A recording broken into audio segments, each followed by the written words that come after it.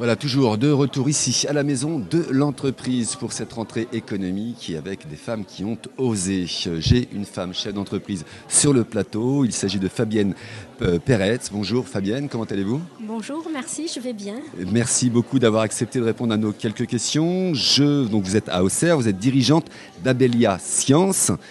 Qu'est-ce que c'est qu'Abelia Science? C'est de la publication. Vous faites de la publication et de la recherche scientifique.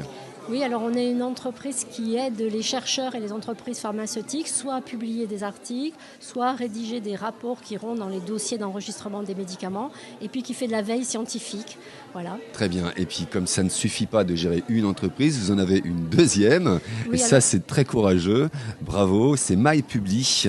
Voilà, c'est une boîte à outils de la rédaction médicale. oui, Donc c'est un lien direct avec le premier métier.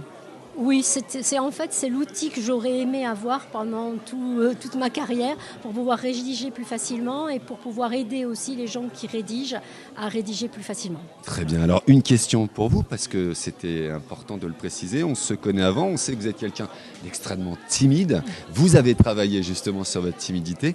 Alors quel justement conseil vous donneriez à une jeune femme justement qui n'ose pas encore franchir le pas?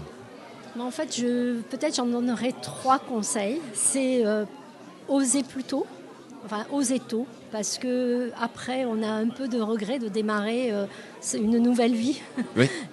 aussi tardivement.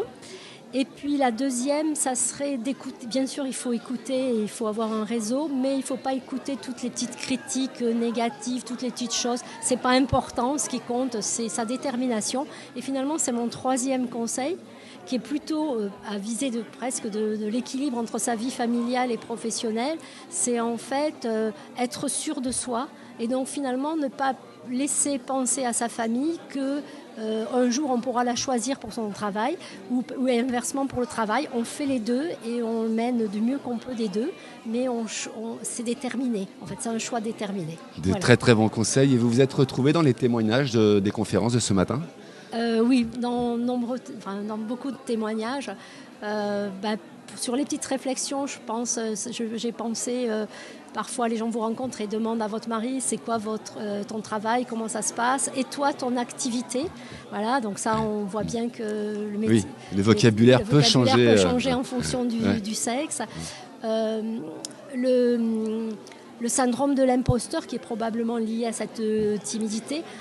Même si je pense que des hommes aussi ont le syndrome de l'imposteur, Oui, mais je pense que peut-être les femmes sont peut-être plus nombreuses à l'avoir.